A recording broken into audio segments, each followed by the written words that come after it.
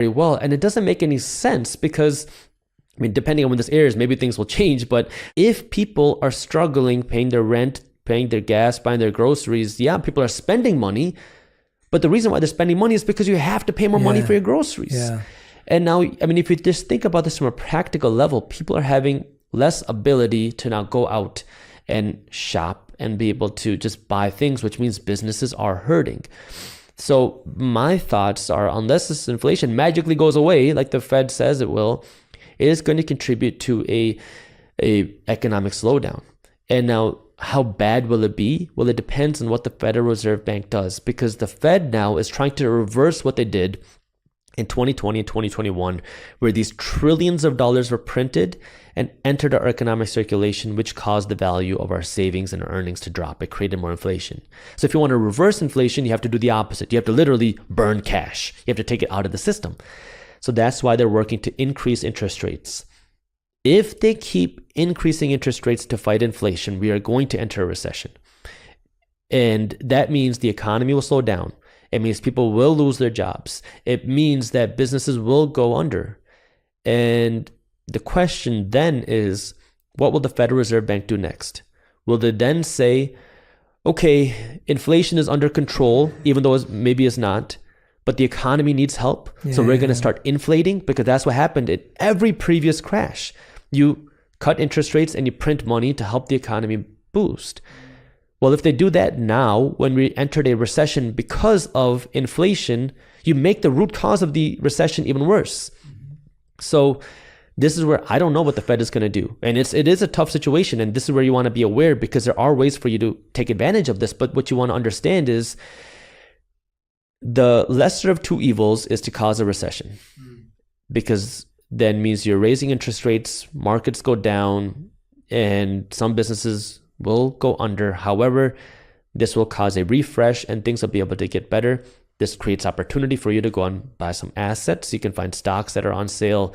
You can potentially find some cryptocurrencies on sale. Maybe real estate, you'll find better opportunities. However, if the Federal Reserve Bank changes course and they say, okay, inflation is a little bit better than where it was and it's stabilizing, even though it's much higher than what it was before, but we're worried about this recession, and they start inflating, meaning they start printing money, they start cutting interest rates. Well, that means now the inflation gets worse, and now you risk something like a currency crisis. And this is significantly worse, because now the trust and the value of the dollar goes down. And that's where, the type of assets that you want are different. That's where things like physical gold become more valuable, because that can protect you from those types of things. So now what do you do, right? That's the real question is, first thing is calm yourself, because nobody makes rational decisions out of panic. Nobody makes smart decisions out of fear. Understand that these things happen and that things will be okay. So first thing you got to do is just calm yourself, take a deep breath. Now, the second thing is you have to start taking that financial education. You want to create that buffer now, because even now, while things look bad, gas prices are high, but they could be worse. So you want to use this time to now put aside some cash. That way you have some money to take advantage of opportunities that might come your way. Now, the next thing is looking for what type of opportunities do you want? Do you want to invest in stocks? Do you want to invest in real estate? Do you want to invest in cryptocurrency or multiple of things? Once you know what you want to invest in, you make a list. You make a list of the things that you want to own, and now you're just waiting for a good buying opportunity. And when you're waiting for a good buying opportunity, you do not want to try to perfectly time the market. Buy things in phases. You can buy on the way down. You don't have to buy all at once. This is what I talked about in 2020 when the market was collapsing. I said, look, I'm buying in phases. I know what I want to buy. I'm buying it on the way down. Every time it drops another 10 to 15%, I buy more, and I buy more aggressively. When that happens, people will think you lost your mind, because they're going to say, why would you buy now? The market's collapsing. The world's going to end. Don't buy now. Look, you got to, again, calm. There's going to be a lot of emotion. There's going to be a lot of panic, a lot of fear. But the smartest investors are not the ones that invest on emotion. It's the ones that invest on finances. And so cut through that noise. Just understand what you want to buy. Look for a good buying opportunity. And then understand that if we go the other way, where we start inflating, well, then you could see the opposite happen. You could see asset prices crash upwards, because now we're inflating, we're printing more money. And that can mean more money flows into the markets, and that can push asset prices upwards. So it's knowing what you want to buy. And in those situations, that's where things like gold can also be valuable. Now, the one thing that I want to mention about gold is I don't look at gold like an investment. For me, it's just an alternative form of savings. It's just hard money. It's holding it. It's just holding something like that. It's another way to save money. So it's just finding the right opportunity. But at the end of the day, the number one best investment that you can make in any situation is investing in yourself.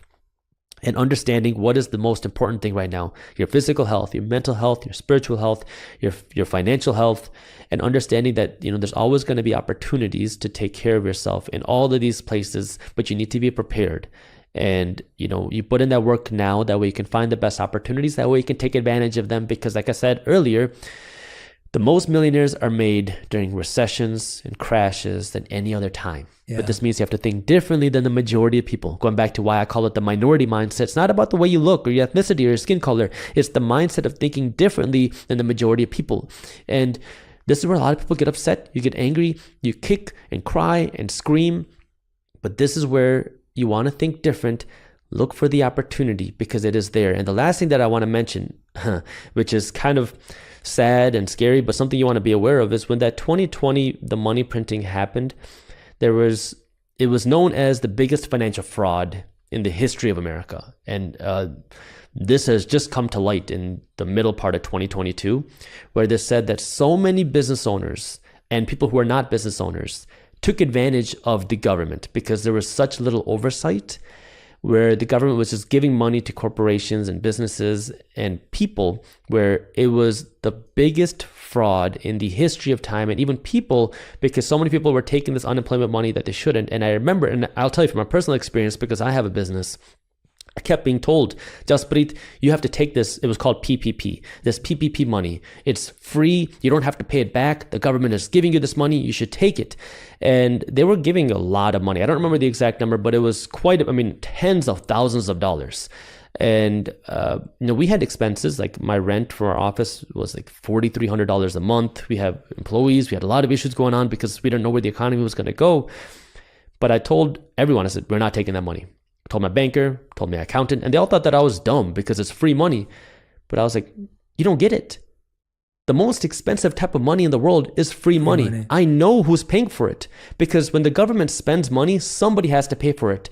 Either they raise your taxes to pay for it because they need more income, or they cut their expenses, meaning they cut your Social Security, they cut their welfare, they cut their things that they're doing, or they do the hidden tax, which is inflation, which means now people are going to pay for it in the form of higher prices. Yes.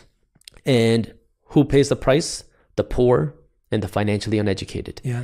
And I was like, I don't want to be a part of that. I'm not contributing to this because I know myself, I know my values, and I don't want to be a part of that. And so everyone thought that I was a dumb one, but here I am. Look, I'm not. I don't want to contribute to this, and I know who's going to pay the price. Wow. And I said the poor and the financially uneducated, and I purposely did not say the middle class, because when you have this type of high inflation, the middle class gets wiped out. Yeah. And it's the people who understand money that become more wealthy, the people that don't understand money that don't become wealthy. And it's very unfortunate. The reality is, this is the way the system works, and you have to understand it, because it is profitable to keep people poor. Yeah. And it's very sad. But this is why you have to get financially educated. Absolutely. And I think everyone who's listening, the way to do that is make sure you subscribe to Market Briefs, and make sure you subscribe to the Minority Mindset YouTube channel as well.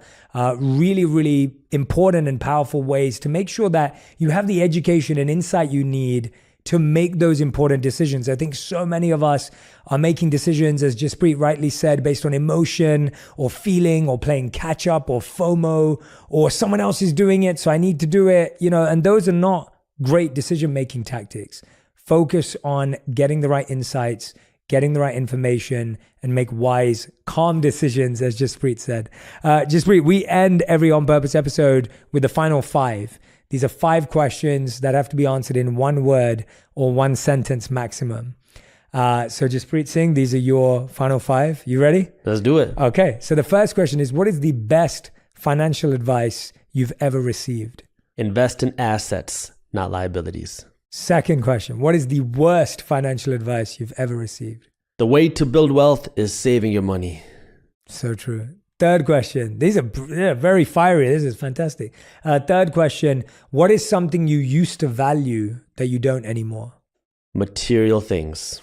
Question number 4. What is something that you think people think is important when it comes to money, but you realize that's not really the right focus?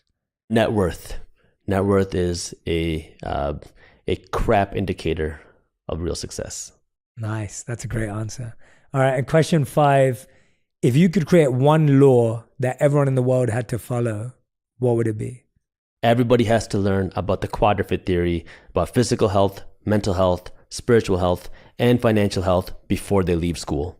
I love that. Jaspreet Singh, everyone. Definitely a guest we're going to have back on purpose many, many times. What I'd love for you to do if you've been listening and watching is make sure you tag Jaspreet and I on Instagram, on Twitter, on Facebook, in the YouTube comments. Let us know what you gained, what insight you take away. What are you going to put into practice? What are you going to apply? What are you going to actually implement into your day-to-day? And let us know if you have any questions as well. So go ahead and send them away. I know we want to see what resonated with you, what connected with you. Jaspreet, thank you so much for doing this episode today. Man, it was an honor to be on with you. Thank you for having me. No, you were incredible. This is going to help so many people. And I know this is going to be the first of many. So we already have an invite for you ready to have you back on. I appreciate that. And this was awesome. This was exactly what we needed right now. So thank you so much, man. I really appreciate it. Thank you, man. If you want even more videos just like this one, make sure you subscribe and click on the boxes over here. I'm also excited to let you know that you can now get my book, Think Like a Monk, from thinklikeamonkbook.com. Check below in the description to make sure you